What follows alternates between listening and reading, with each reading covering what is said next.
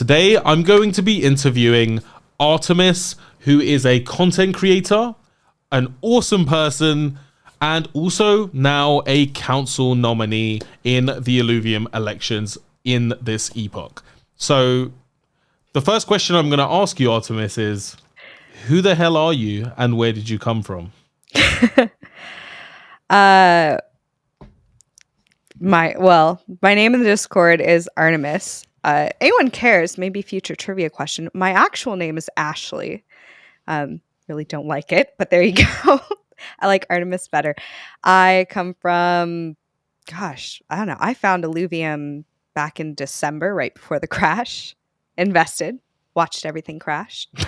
And just slowly explored leaks, got to know the game, fell in love with the game, got to know more people in Discord, and fell in love with the community. Is that the answer you were looking for? That's a good answer.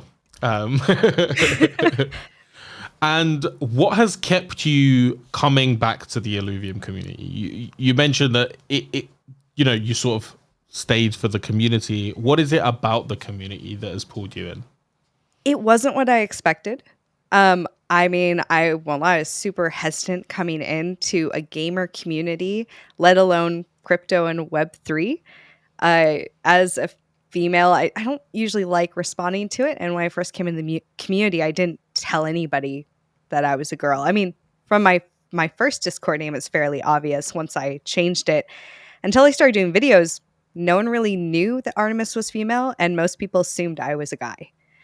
And I had horrible experience with guy gamers growing up. And so disclosing who I was just kind of normal. Yeah. But as people found out who I was and what my interests were, like I've never found a more welcoming game-centered community than Illuvium. And that kind of stuck me around because not only do I get to do what I love, which is play games, but I have a super supportive community of both guys and girls and people who identify in all different ways. And I like, it just feels rare. I haven't been in any other communities that are like that, let alone also crypto, because sorry, but crypto boys can sometimes not be the most gentlemanly to crypto ladies. Chivalrous. That's a much better word. And I've found that Illuvium to me seems to be the opposite of all the stereotypes that seem to come out of both crypto and game. And I tell a lot of people that it's like I came into the gaming community, I immediately feel like I've got like 24 big brothers watching my back. And it's a great feeling. It's great people. That sounds awesome. And when it comes to your gaming history, what games have you played in the past, and what are some of your favorites? Growing up, I've mainly been a console gamer. I kind of started with all the basics, N64, regular Nintendo. I've got emulators now. PlayStation, Wii. I know people give me crap about this all the time. I really loved Final Fantasy. I think it was 9. I think I said it once and they were like, oh, that's the worst one. But I really liked it. Kingdom Hearts was a big one for me. As I've grown older, I don't quite have the time I used to for console games, simply because with responsibilities, I feel like it's not a productive use of my time. When I do game, it's usually more card and board games as of late. I played Pokemon Go for quite a while and then got frustrated because I don't really like the older sets. So, but excited for this one because with the owning your asset, it just feels like I can justify it more if I can possibly at whatever point I decide to stop playing. If I do, you can kind of get something back for the time put in.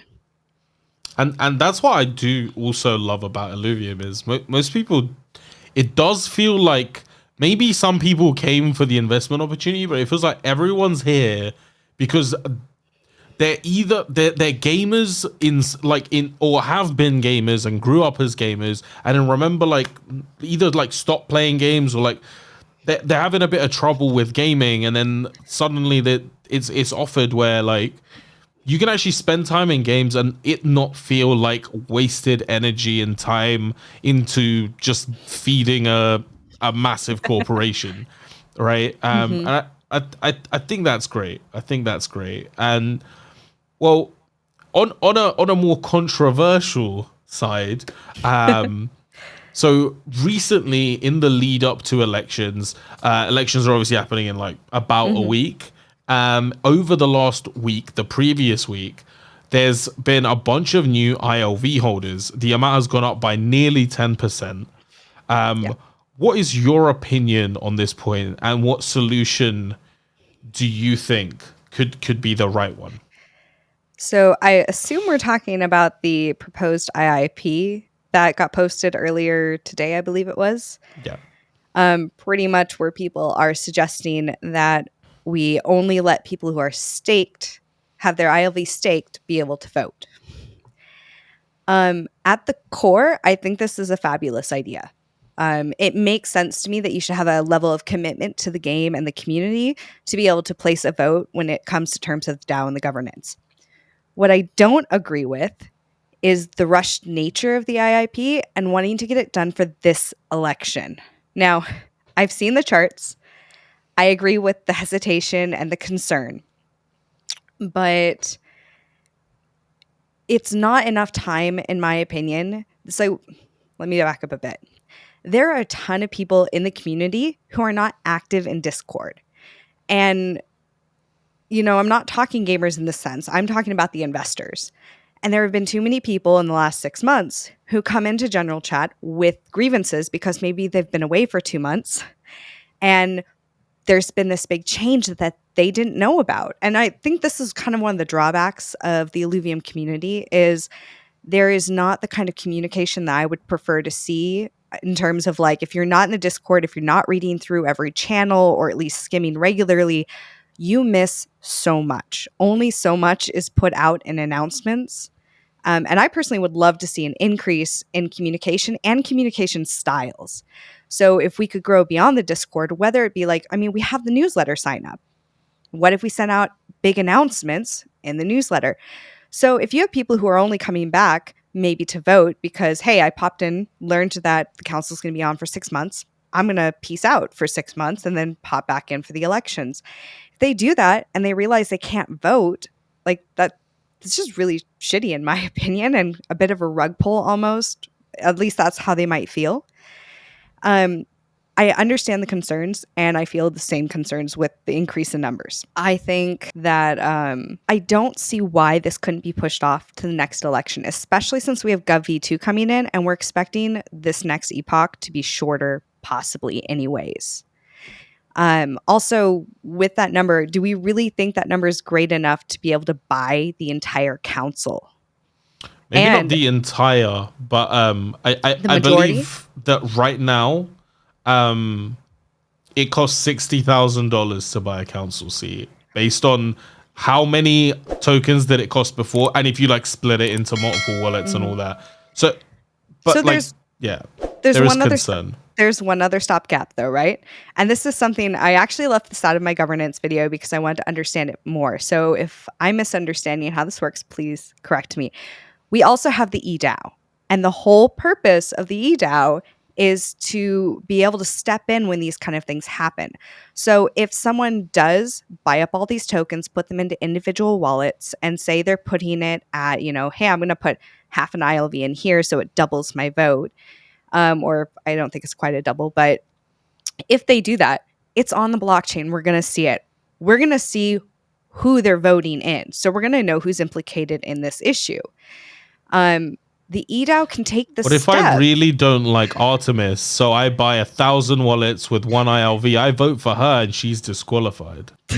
I don't think it's as simple as just disqualifying. No. But just making those, Yeah. I'm just teasing. I'm just neglecting those specific votes. Yeah. Just main- on the eDAO real quick. Yes. The eDAO, its job actually isn't necessarily to step in. It's just that it can. But what the eDAO actually does is it's the thing that executes any decision made by the council. So If the It can council says something, it can also choose not to execute it, or like it not execute a vote based on just greater awareness, or like if it's like blatantly malicious. Yeah.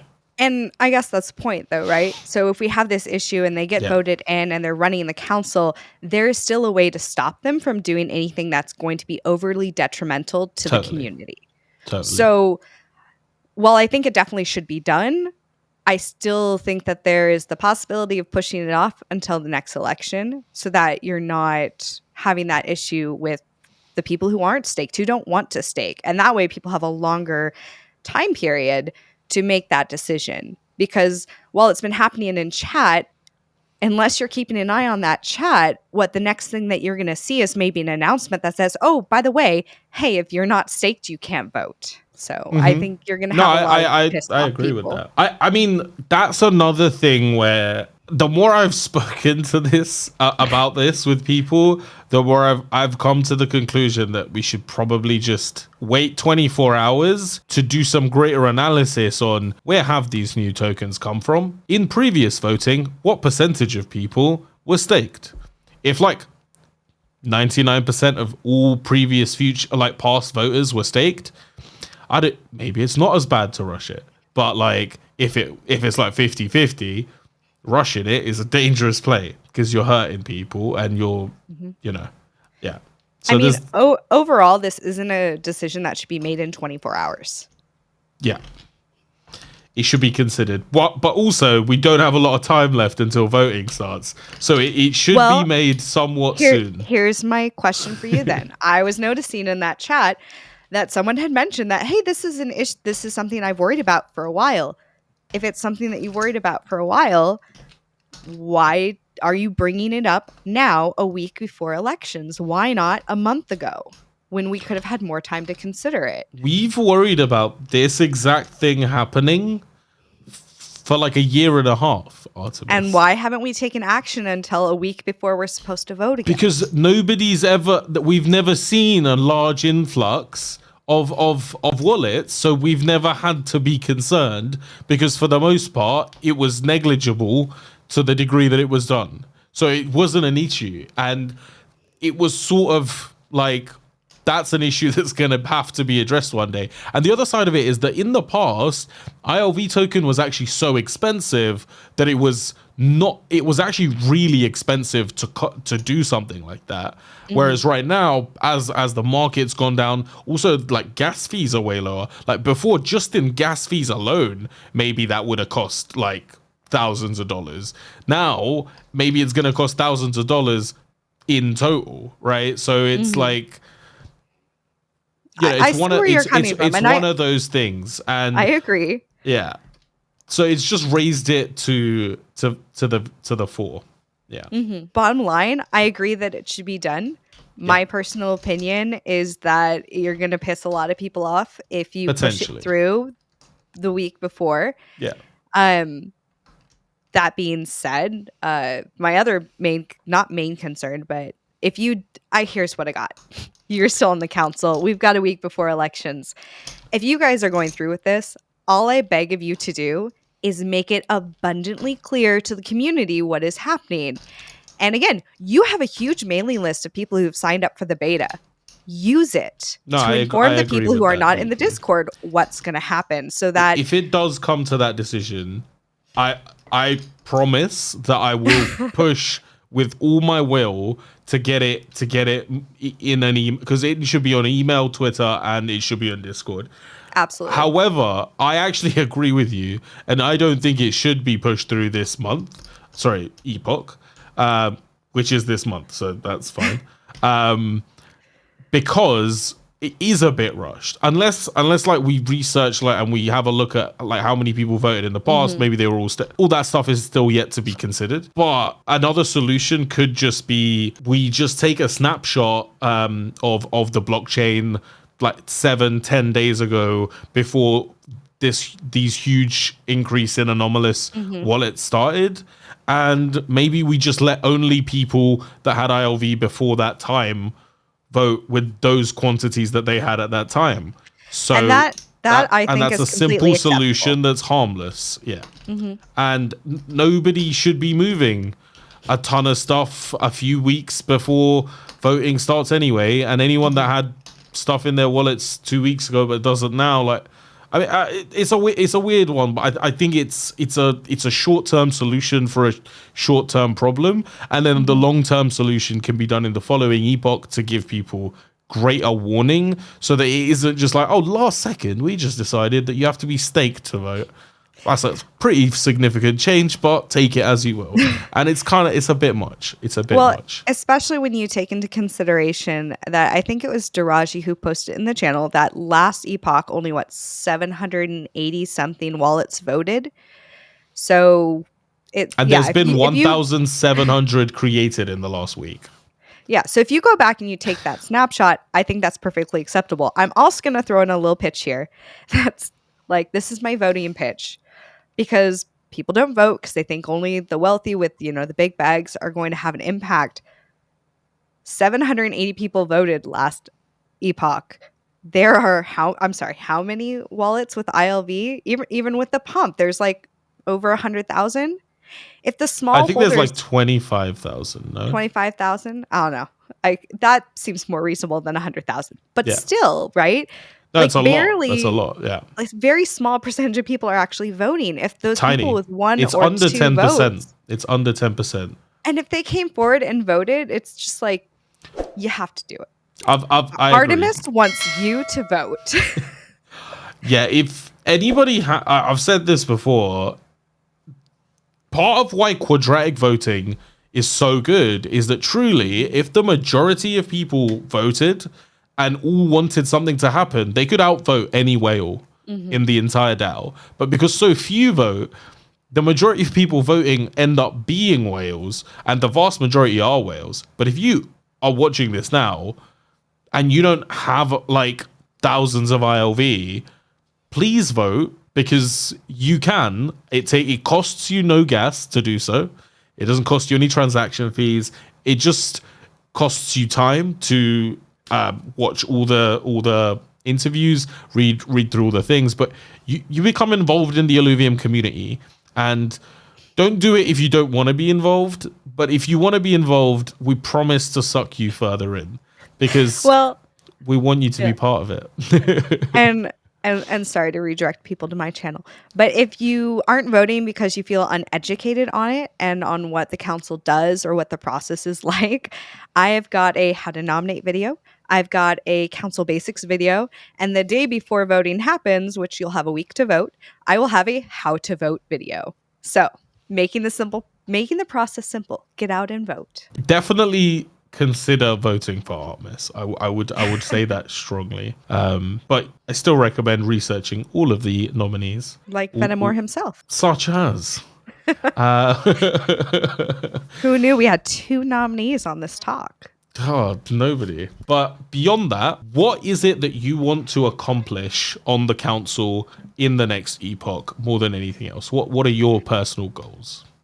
I think this is actually a really unique case. I hadn't originally intended to run. And then it was like people got talking to me and I got reconsidering. One of the main things being brought up is that GovV2, we're really close to it. And one of the talks have been possibly that this 6-month period will be cut short to usher in GovV2, which I am 100% on board on. I think it would be the thing to do. If you're not willing to step down from your council position to usher in GovV2, I think there's a problem there, personally.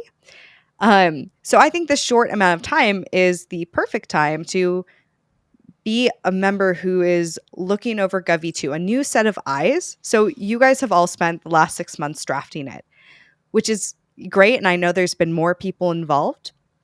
Getting fresh eyes on it before it gets pushed out to the community could be crucial. I could think of things that others haven't. One of the main concerns I have is the lack of communication between the council and the community. And sometimes this gets forgotten about because all the issues get raised usually a week or two before the current election. But I think there could be a lot done in terms of, we get the wonderful meeting notes from Rich, but a little more detail in terms of what things might mean. So personally, I would work on being that bridge between council and community, whether that be in the Discord, on my channel, trying to help lay out a way to incorporate it into newsletters if needed. I would probably honestly reach out to the community and see, like, how would you prefer to get this information? That would be my main goal. I want to improve that process. Also, there's lack of documentation. A lot of people, including me, don't know what a council member is supposed to do. Like, what are their base requirements? And then with that, you have the argument over salary, right? Does the salary match the requirements? Well, when we don't have a document telling us what council members are supposed to do, how are I you think there supposed is in a Is past there? IIP. Yeah, there is. It's just There, it's not very blatantly publicly it is publicly available, you but have you to need to dig. know where to find it. If anyone wants to read it, it's partially laid out, I think, in IIP 12. Yeah. And yes, it's very vague. Pretty much, you almost want the version of a job description, right?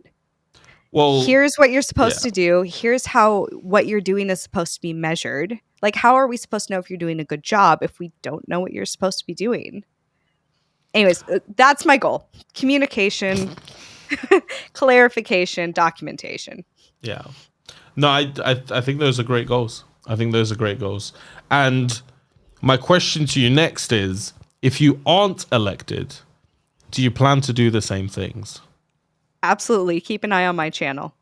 My whole goal with my YouTube channel has been to give people as much information as possible, ideally in a short amount of time as possible, because excuse me for this video, who has the time to watch a 30 to 45-minute video to get 2 minutes worth of information? So absolutely, I'm still going to do this and find a way. The nice thing about having been I started my content creation journey about 6 months ago, is I've been able to make the connections necessary to be able to feel comfortable approaching the council members or the people in higher authority and start having those conversations rather than just being a random voice in the Discord. Also, if you are a random voice in the Discord, you can also reach out and connect and raise points. Maybe you need to be a bit more persistent sometimes, but we all started as a random voice in the Discord as well. did. But and that's the thing. Like, if you get stuck in, the community is happy to respond to you. Anyone want help with that? Ping me at Artemis. I'll come to your aid. Also, same here. My DMs have always been open and always will remain open. I think anybody in this community that seems to be present like reasonably often, most will happily respond to you and assist you in like anything to do with the community. And that's what I love about the Illuvium community. We're all here to help. Thank you for coming on, Artemis. And I think everybody should genuinely consider your nomination. Thank you. Thanks for having me. I'll see you soon.